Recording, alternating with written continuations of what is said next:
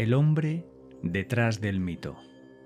Zúrich, Suiza, finales del siglo XIX.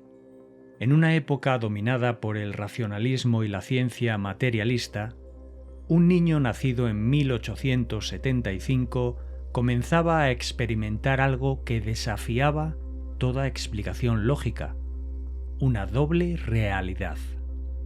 Carl Gustav Jung, hijo de un pastor protestante, vivía entre dos mundos desde su temprana infancia. Por un lado, estaba el mundo exterior, tangible y aceptado. Por otro, un universo interno poblado de sueños vívidos, visiones y experiencias que no podía compartir con nadie. Tenía dos personalidades, escribiría años después.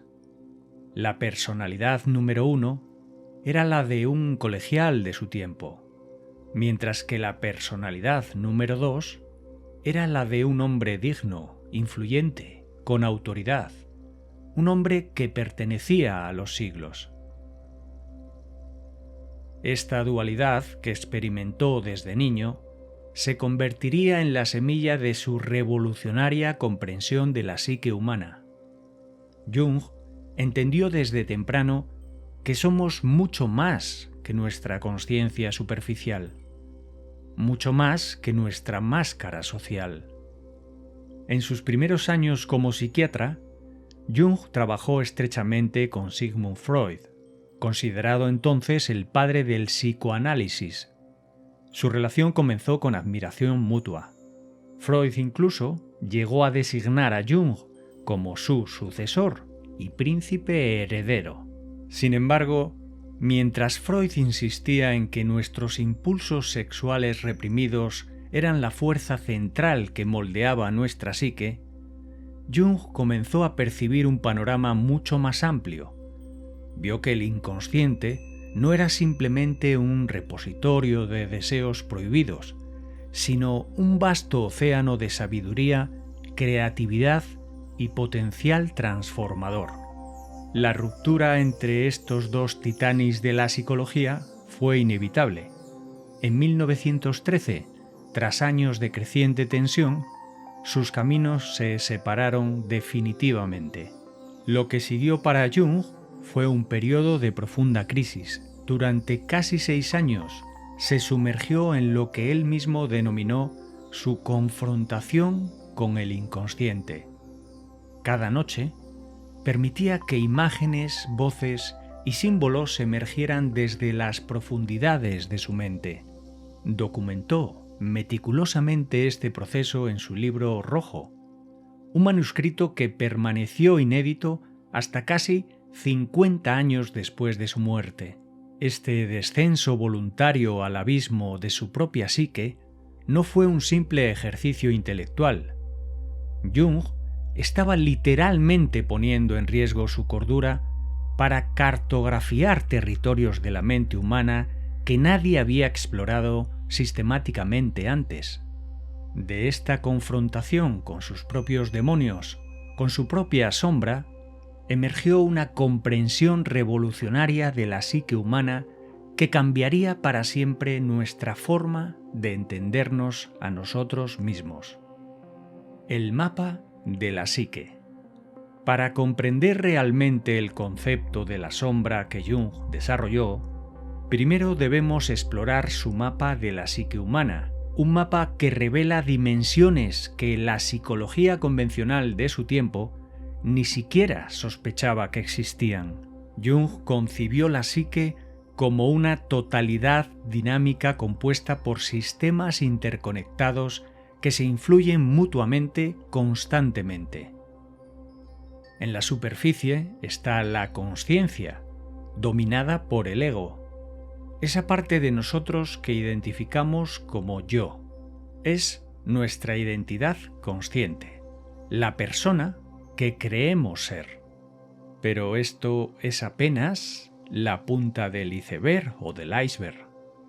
Debajo de la superficie consciente se extiende el vasto reino del inconsciente, que Jung dividió en dos territorios distintos: el inconsciente personal y el inconsciente colectivo. El inconsciente personal contiene memorias olvidadas, experiencias reprimidas y aspectos de nosotros mismos que hemos negado o ignorado. Aquí reside nuestra historia personal no reconocida, las partes de nosotros que hemos dejado en la sombra. Sin embargo, en un nivel aún más profundo, Jung descubrió algo que transformaría para siempre nuestra comprensión de la mente humana, el inconsciente colectivo. Un estrato psíquico compartido por toda la humanidad que trasciende las diferencias culturales, geográficas e históricas. En este inconsciente colectivo habitan los arquetipos, patrones primordiales de comportamiento y percepción que han moldeado la experiencia humana desde nuestros orígenes más remotos. El héroe, la madre, el sabio, el embaucador. Estos arquetipos aparecen en los mitos, cuentos y religiones de todas las culturas porque no son invenciones culturales, sino estructuras inherentes a la psique humana. Jung llegó a esta comprensión a través de un método revolucionario. Prestó atención a sus propios sueños y los de sus pacientes, estudió los mitos y símbolos de diversas culturas y observó los patrones recurrentes en las experiencias psicológicas de personas que no tenían contacto entre sí. Lo que descubrió fue asombroso. Todos llevamos dentro un lenguaje simbólico universal. Pacientes que nunca habían estudiado mitología producían en sus sueños y fantasías los mismos símbolos que aparecían en textos antiguos de culturas que jamás se habían conocido. Jung comprendió entonces que la psique humana es profundamente creativa y teológica, es decir, orientada hacia un propósito. Este propósito no es otro que la integración de todos los aspectos de nuestro ser en una totalidad armónica, un proceso que denominó individuación. Y en este proceso de individuación, ningún encuentro es tan importante ni tan temido como el encuentro con nuestra propia sombra. El rostro de la sombra. Todos llevamos una sombra, y cuanto menos esté incorporada en la vida consciente del individuo, más oscura y densa será. Estas palabras de Jung nos invitan a contemplar uno de los aspectos más inquietantes de nuestra naturaleza, aquellas partes de nosotros que nos negamos a reconocer, que ocultamos incluso de nosotros mismos. La sombra no es simplemente lo malo que hay en nosotros, es todo aquello que hemos rechazado, reprimido o negado para construir nuestra identidad consciente. Son los aspectos de nuestra personalidad que no encajan con quienes creemos ser o quienes pensamos que deberíamos ser. Un hombre que se identifica como amable y generoso puede haber relegado a su sombra impulsos de ira y egoísmo. Una mujer que se ve a sí misma como racional y disciplinada puede haber reprimido su lado emocional y espontáneo. Un líder religioso que predica la virtud puede haber negado sus propios deseos e impulsos naturales. La sombra se forma desde nuestra infancia. A medida que crecemos, aprendemos qué comportamientos son aceptables y cuáles no, qué emociones podemos expresar y cuáles debemos contener, qué aspectos de nuestra naturaleza son valorados y cuáles son rechazados por nuestra familia, educación y cultura. Gradualmente vamos empujando al inconsciente todo aquello que nos causa vergüenza, culpa o miedo.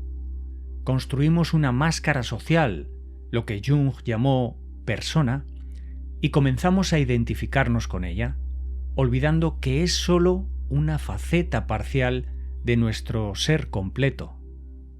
Pero lo reprimido no desaparece. La energía psíquica es como la energía física. No puede ser destruida, solo transformada.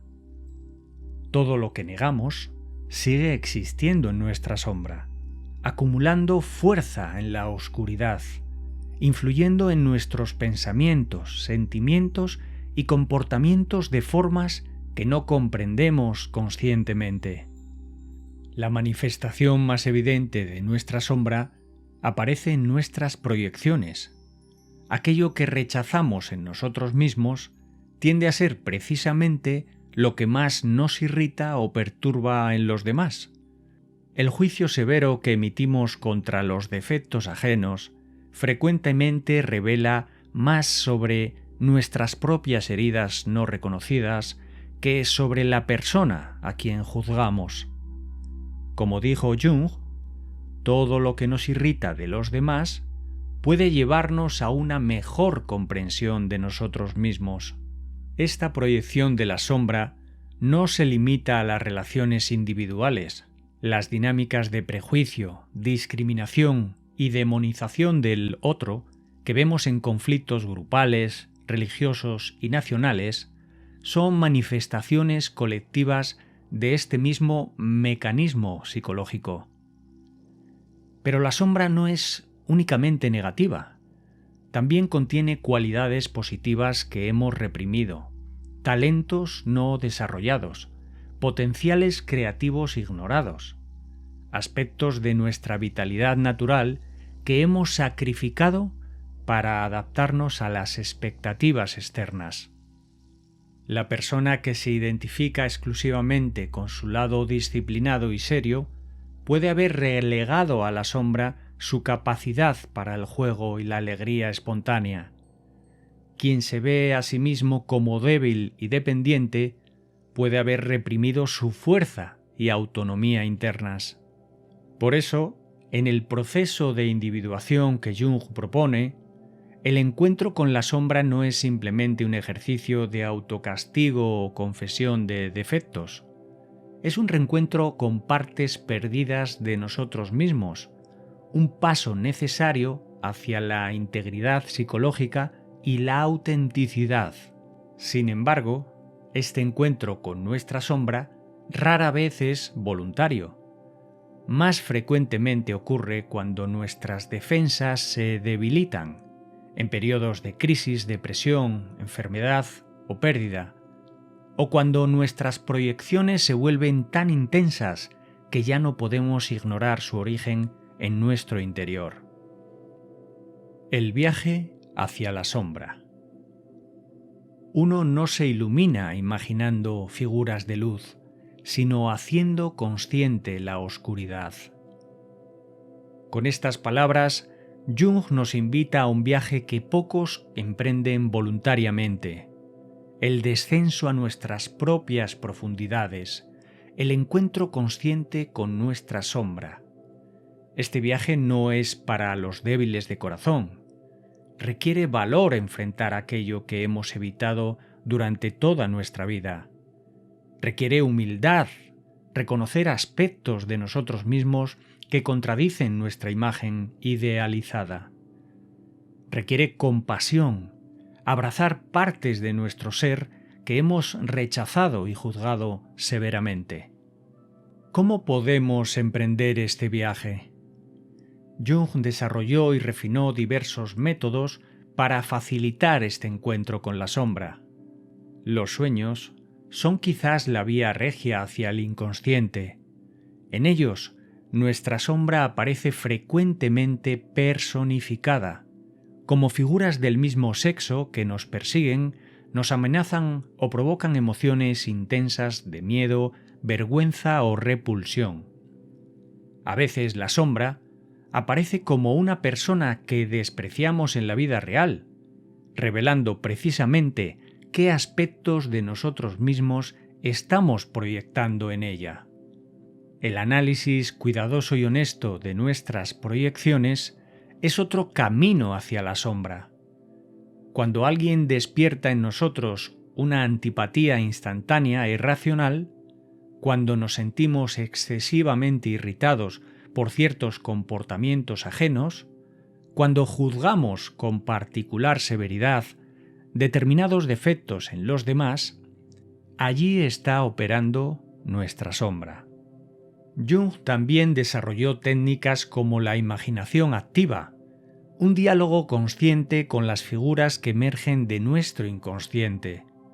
En este proceso, permitimos que imágenes y personajes surjan espontáneamente en nuestra mente, y luego entablamos una conversación interna con ellos, escuchando lo que tienen que decirnos. El trabajo artístico y expresivo es otra vía de acceso a la sombra. La pintura, la escritura, la danza o cualquier forma de expresión creativa pueden canalizar contenidos inconscientes y darles forma visible, permitiéndonos reconocerlos e integrarlos. Pero quizás el método más directo y cotidiano sea el autoexamen honesto. Prestar atención a nuestras reacciones emocionales intensas, cuestionar nuestros juicios automáticos, preguntarnos ¿qué me molesta tanto de esta persona? ¿Qué cualidad suya despierta mi crítica más severa? ¿Dónde en mí existe, aunque sea en forma potencial, ese mismo rasgo que condeno? Este trabajo de reconocimiento de la sombra no es un evento único, sino un proceso continuo. A medida que tomamos conciencia de ciertos aspectos de nuestra sombra y los integramos, otros contenidos más profundos emergen para ser reconocidos. El objetivo no es eliminar la sombra, tarea imposible, por cierto, sino establecer una relación consciente con ella, pasar del rechazo y la proyección a la aceptación y la integración. Cuando empezamos a reconocer nuestra sombra, experimentamos inicialmente vergüenza y resistencia. Vernos tal como somos, sin nuestras idealizaciones defensivas, puede ser profundamente perturbador. Reconocer en nosotros impulsos, deseos o cualidades que hemos juzgado moralmente durante toda nuestra vida requiere suspender temporalmente nuestros juicios para poder observar con claridad. Sin embargo, si perseveramos en este proceso gradualmente, ocurre algo sorprendente. Comenzamos a sentir alivio. La energía psíquica que gastábamos en reprimir y proyectar nuestra sombra queda liberada. La tensión interna disminuye. Ganamos una nueva sensación de autenticidad y de plenitud.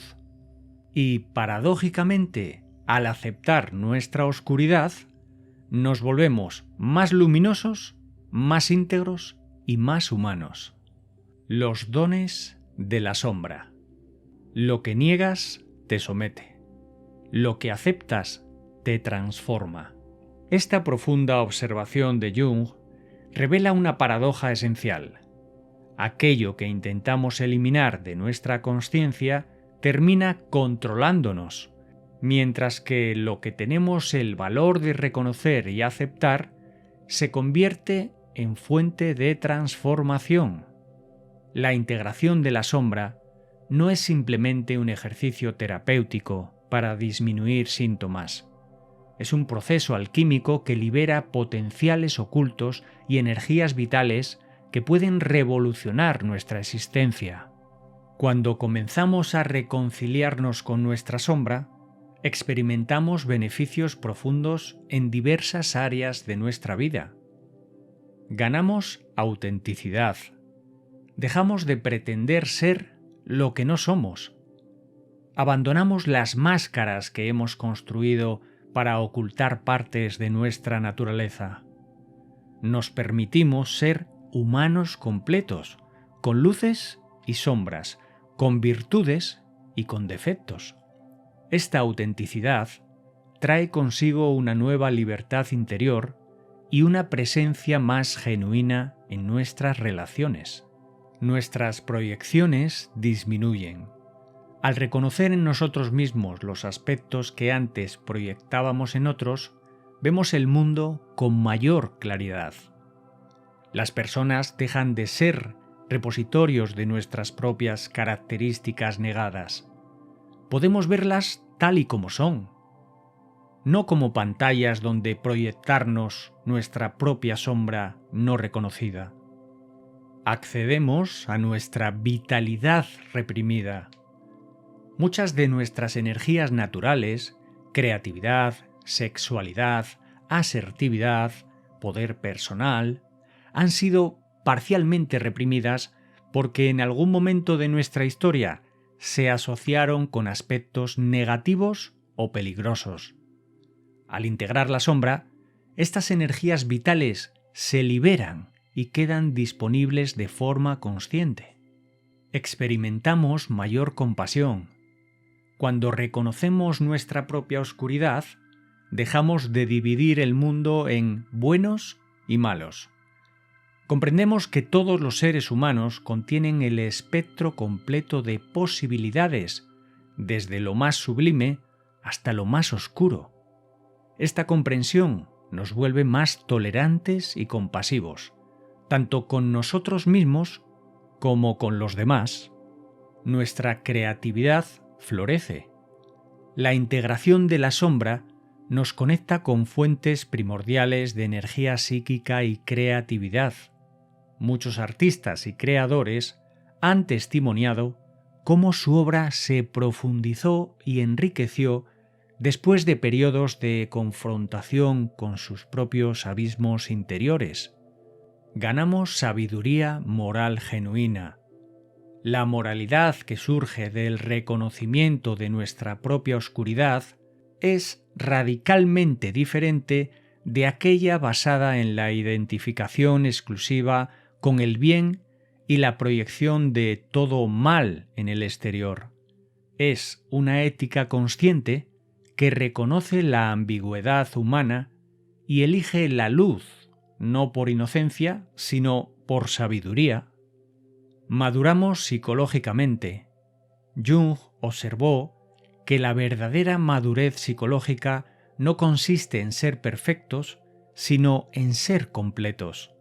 La integración de la sombra nos mueve hacia esta completitud, hacia lo que él denominó individuación, el proceso de convertirse en un individuo indiviso que ha reunificado las partes escindidas de su psique. Quizás uno de los dones más paradójicos de la sombra es que, al reconocer nuestra oscuridad, nos volvemos menos destructivos. La persona que niega completamente sus impulsos agresivos o egoístas es precisamente quien puede, en momentos de crisis, manifestarlos de formas descontroladas y dañinas. En cambio, quien ha reconocido su propia capacidad para la ira, el egoísmo o la destrucción, puede relacionarse conscientemente con estos impulsos, canalizándolos de maneras constructivas. Como escribió Jung, prefiero ser completo que bueno. Esta frase, frecuentemente mal interpretada, no es una invitación al amoralismo, sino una profunda comprensión psicológica. La verdadera bondad surge de la integridad, no de la represión. Solo cuando somos completos, cuando hemos integrado nuestra sombra, podemos elegir genuinamente el bien, no desde la ilusión de pureza, sino desde la sabiduría que nace de reconocer y aceptar nuestra compleja naturaleza humana. La sombra colectiva. Naturalmente, al principio le gustaría considerarse como un individuo, pero debe aprender que es también meramente un espécimen humano general. Con estas palabras, Jung nos recuerda que nuestro trabajo con la sombra no es exclusivamente individual. Así como existe un inconsciente colectivo, también existe una sombra colectiva. aquellos aspectos de la experiencia humana que culturas enteras han reprimido, negado o relegado a la oscuridad. Esta sombra colectiva se manifiesta en fenómenos sociales perturbadores como el fanatismo, los genocidios, la demonización del enemigo y diversas formas de odio grupal. Pero también aparece en síntomas culturales más sutiles, adicciones colectivas, obsesiones compartidas, tabúes sociales y cegueras culturales específicas. Jung vivió lo suficiente para presenciar el surgimiento del nazismo en Alemania y comprendió este fenómeno no como una aberración inexplicable, sino como una manifestación de la sombra colectiva alemana. Un pueblo que se había identificado excesivamente con valores de orden, racionalidad y rectitud moral, proyectó toda su violencia, primitivismo e instintividad negada en los otros, en los judíos, gitanos, homosexuales y diversos grupos marginados. Pero esta dinámica no es exclusiva de la Alemania nazi. Cada cultura, cada nación, cada grupo religioso o político tiene su propia sombra colectiva. Aquello que una cultura idealiza indica, por contraste, lo que ha relegado a su sombra. Una sociedad que idealiza el individualismo y la autonomía tendrá en su sombra los valores de interdependencia y comunidad. Una cultura que exalta la racionalidad y el progreso tecnológico habrá relegado a su sombra el pensamiento intuitivo, la sabiduría tradicional y la conexión con la naturaleza. Una comunidad religiosa que enfatiza la pureza y la virtud estricta proyectará su sombra en pecadores y herejes. Las manifestaciones de la sombra colectiva son especialmente peligrosas porque, al ser compartidas por un grupo, adquieren una apariencia de normalidad y legitimidad, lo que sería reconocido como patológico en un individuo puede ser celebrado como virtud cuando todo un colectivo lo practica. Jung advirtió contra los peligros de la identificación acrítica con movimientos colectivos precisamente por esta razón. Cuando nos fundimos con la mentalidad de masa, quedamos a merced de fuerzas inconscientes colectivas. Nuestro sentido crítico se adormece, nuestra responsabilidad individual se diluye. Una multitud es siempre más inconsciente que el individuo, escribió. Por eso, el trabajo con la sombra colectiva requiere primero un fortalecimiento de la consciencia individual, una capacidad para mantener nuestra individualidad frente a presiones colectivas. Pero así como la sombra personal contiene no solo aspectos negativos, sino también potenciales positivos reprimidos, lo mismo ocurre con la sombra colectiva. En ella yacen capacidades y valores que una cultura ha sacrificado en su desarrollo unilateral y que podrían enriquecerla enormemente si fueran reconocidos e integrados. La integración de la sombra colectiva comienza con individuos valientes que se atreven a cuestionar los valores indiscutidos de su cultura, que reconocen proyecciones grupales, que se niegan a participar en la demonización del otro. Son aquellos que, como el mismo Jung, tienen el valor de nadar contracorriente cuando es necesario. Este trabajo no es una tarea menor, como observó Jung.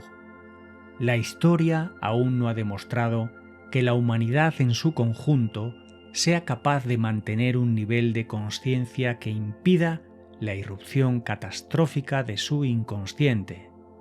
Sin embargo, cada persona que trabaja conscientemente con su propia sombra contribuye, aunque sea mínimamente, a la integración de la sombra colectiva. cada acto de autorresponsabilidad psicológica, cada retirada de proyecciones, cada reconocimiento honesto de nuestra propia oscuridad, modifica sutilmente el campo psíquico colectivo. El camino de la individuación. El privilegio de una vida es volverse quien realmente eres. Con estas palabras, Jung describió la meta última del desarrollo psicológico, la individuación. Este término, derivado del latín individuus, indivisible, se refiere al proceso de integración psíquica que conduce a la totalidad. La individuación no es un estado final que se alcanza de una vez por todas, sino un proceso continuo de desarrollo que dura toda la vida. No consiste en alcanzar algún ideal abstracto de perfección, sino en convertirse cada vez más en quien uno realmente es en toda su singularidad. El encuentro con la sombra que hemos explorado en este viaje es solo el primer gran paso en este camino de individuación. Después de la sombra, Jung identificó otros arquetipos fundamentales con los que debemos relacionarnos conscientemente: el ánima y el animus, los aspectos contrasexuales de nuestra psique. El ánima representa el principio femenino en el hombre, mientras que el animus representa el principio masculino en la mujer. Estos arquetipos median nuestra relación con el sexo opuesto y con cualidades psicológicas que nuestra cultura ha asociado a la feminidad o masculinidad. El viejo sabio y la gran madre, arquetipos que personifican la sabiduría profunda y el sustento incondicional. Representan cualidades transpersonales de guía espiritual y nutrición psíquica. Y finalmente, el sí mismo, self, el arquetipo central de la psique, que representa la totalidad y el núcleo organizador de nuestra personalidad. El sí mismo trasciende y a la vez incluye al ego, operando como un centro regulador que impulsa constantemente hacia la integración y la completitud. La relación entre el ego consciente y este sí mismo arquetípico es fundamental en el progreso de individuación. Jung lo descubrió como un diálogo continuo, una tensión de opuestos creativa que gradualmente conduce a una transformación interior profunda. Esta transformación no es meramente intelectual o teórica. Se manifiesta en cambios concretos en nuestra forma de vivir, relacionarnos y experimentar el mundo. La persona que avanza en el camino de la individuación desarrolla una nueva relación con su inconsciente, con sus emociones, con su cuerpo, con sus relaciones y con el mundo natural. Uno de los signos más evidentes de este proceso es el desarrollo de lo que Jung llamó la función trascendente, la capacidad de mantenerse conscientemente en la tensión de los opuestos sin sucumbir a la identificación con uno solo de los polos. Esta función permite integrar aspectos aparentemente contradictorios de la experiencia en una nueva síntesis que trasciende de la lógica binaria de o esto o aquello. La individuación nos mueve gradualmente desde una identidad basada exclusivamente en roles sociales y adaptaciones externas hacia una identidad enraizada en nuestro núcleo esencial. No rechazamos nuestros roles sociales, seguimos siendo padres, profesionales, ciudadanos, pero ya no estamos identificados exclusivamente con ellos.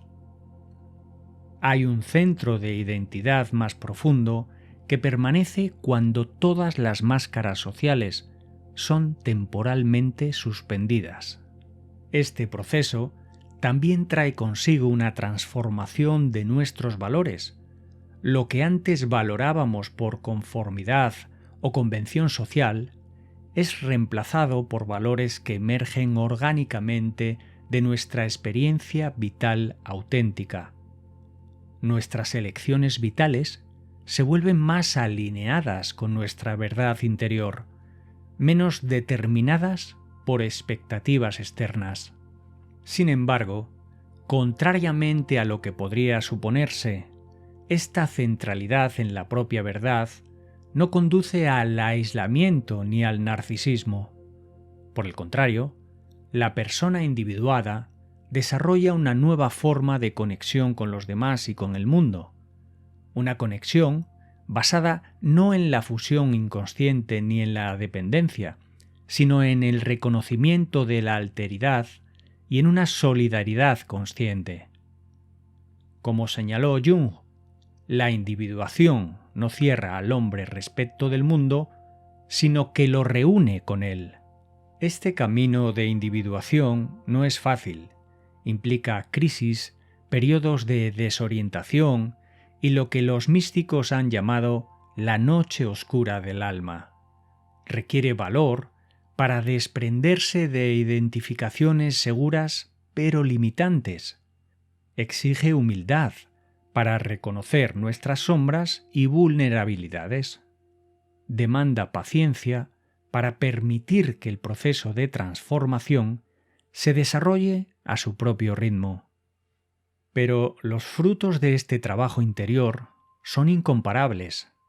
Una vida más auténtica y plena, una capacidad ampliada para el amor genuino, una creatividad que fluye desde nuestras profundidades, una sabiduría que integra intelecto e intuición, una ética basada no en el miedo ni en la obligación externa, sino en la responsabilidad consciente, una espiritualidad enraizada en la experiencia directa, no en dogmas heredados, y sobre todo, la sensación profunda de estar viviendo el propósito único para el que hemos venido a este mundo, de estar cumpliendo, en palabras del mismo Jung, la tarea de convertirnos en lo que siempre fuimos potencialmente, pero que nunca se había realizado completamente.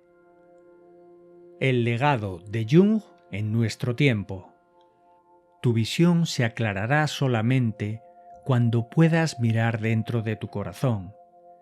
Quien mira hacia afuera, sueña. Quien mira hacia adentro, despierta.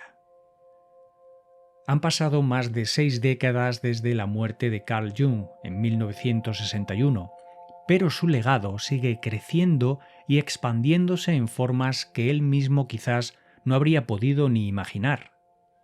Sus ideas han permeado no solo la psicología clínica, sino prácticamente todos los ámbitos de la cultura contemporánea.